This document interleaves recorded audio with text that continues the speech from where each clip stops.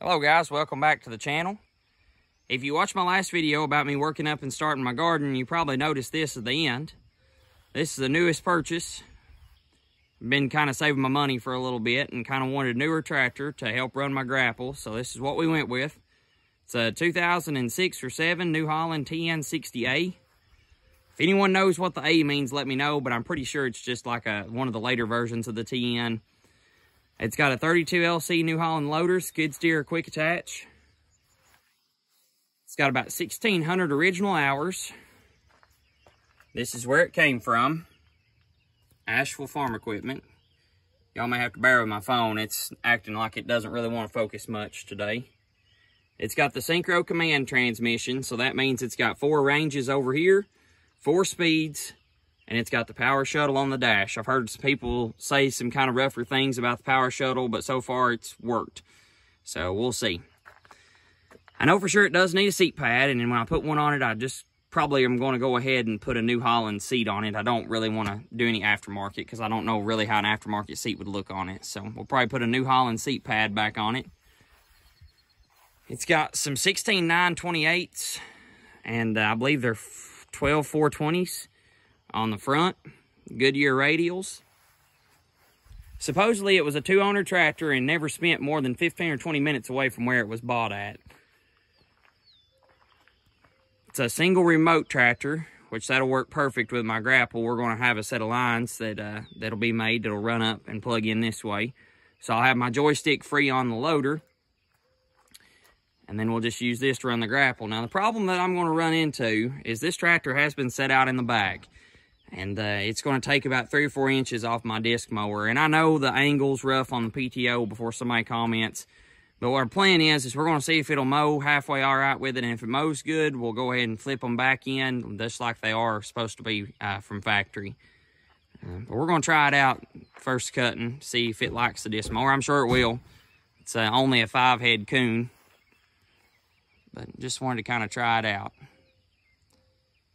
So once again, this is pretty much the tractor that I bought to use the grapple with. Just a good all-around spray tractor, bush hog tractor. As the saying goes, if I can't do it with this one, it probably doesn't need to be done. So what we're going to go ahead and do today, y'all have seen this in other videos. If you want to watch it, you can. I'm just going to be sharpening up some blades, checking some fluids, doing some grease, and just some typical maintenance.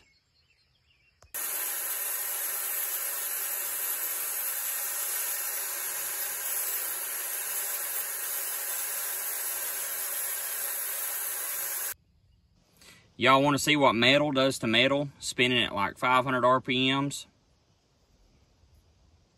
Yep, you're looking at that right. So I was mowing my bank. I think it was last fall, I guess, when it was for third cutting, just to try to clean it up. Didn't know there was an old T-post sticking up probably about that far out of the ground, and my disc mower blade just caught it, and all of a sudden I hear pow, and it's untelling really where it went. Just a good thing it didn't go in me, but that's some massive carnage. So we're going to go ahead and get this apart. I've got a couple spare ones down here that we're just going to go ahead and throw back on. So no wonder why these disc binds, the mowers that you pull behind, no wonder why they bust out, you know, glass with rocks, blades, whatever. So these type of disc mowers are safer, at least if the blade comes out. It may hit your tar before it hits you, but the trailed mowers is the ones you got to watch for.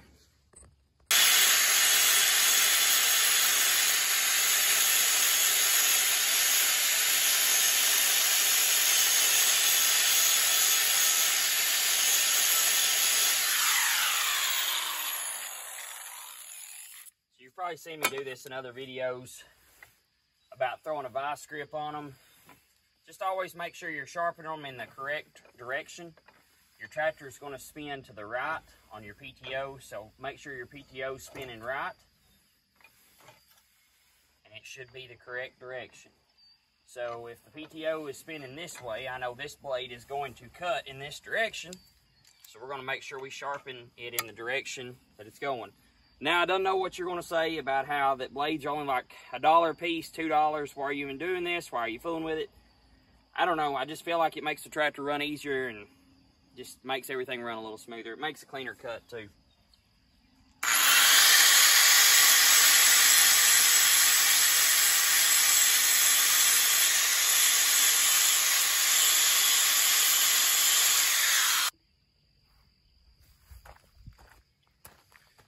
gonna go ahead and get this grease zerk. It's like a bearing for this main pulley right here off the PTO shaft. I don't know if all coons have this or if it's just something that the previous owners have added in.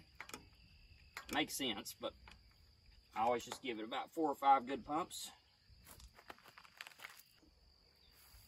All right, now for PTO shafts, it's always best to take them off. Go ahead and get your rag. And this is for anything, not just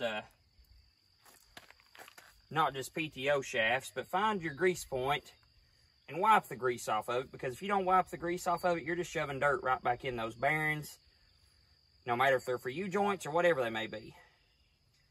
Another tip that I'm going to give you, which is pretty common knowledge, but may not be to some, is grease that shaft right there, because if you don't keep grease on that shaft and it locks up, you're going to be hurting. A new hydraulic line is definitely on the list, so don't judge me too hard, but I'm one of those people, as long as it's working, let's run it.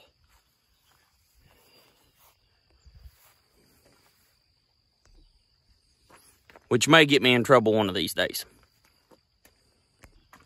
Now, if you're wondering what I was talking about, just go ahead and take your grease gun, put you some right down through here, and just smear it all over it with your fingers, because that's better than nothing. If you have some anti-seize, you may could use some anti-seize too. We're going to go ahead and grease that joint, and we're going to go ahead and grease that joint. And that should be about all the grease zerks on the mower, and then we'll go ahead and we'll check the gear oil. Now on these coon mowers, or really, as a matter of fact, anything with a gearbox on it, you have a check plug. And your check plug is on the side. And as you see, there's no gear oil that's come out. So what you do, you take this one out and you keep on filling it up till it runs out of that hole. That's pretty much about anything with a gearbox on it. It'll have a check hole on the side of it.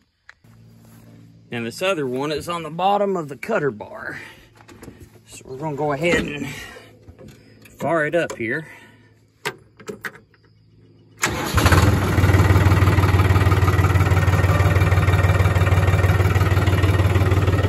Alright, we're gonna pick it up just a little bit.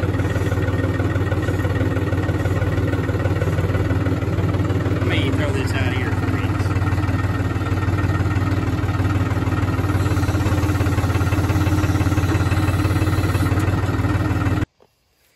Now here's where the other one is. It's this little plug right here.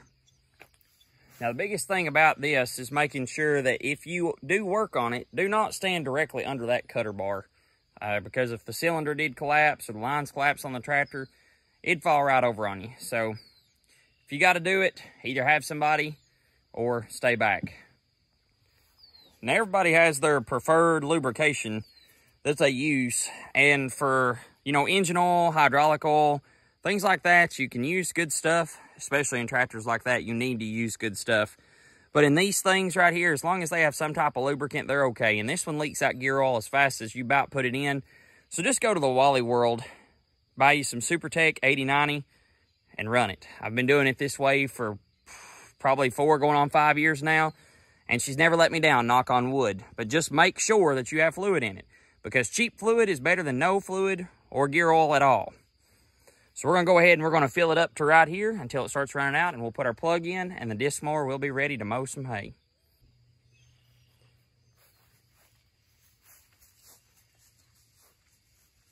All right, so now I'm going to tell you about the most important parts to grease on a tractor.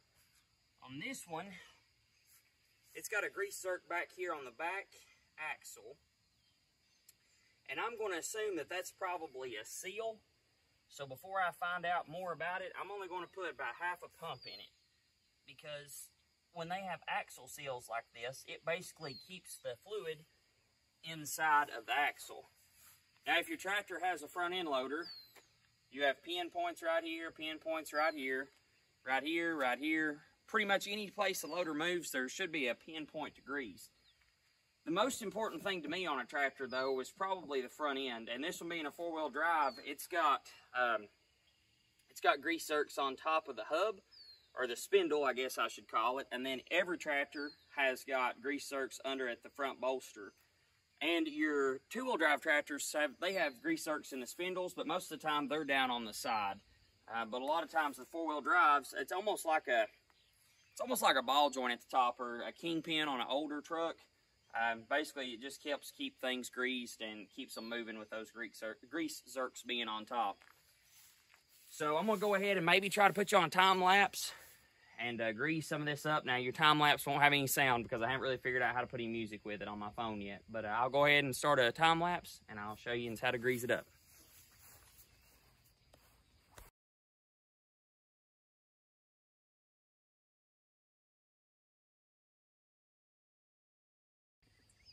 Well, folks, we may have to continue this video a little bit later.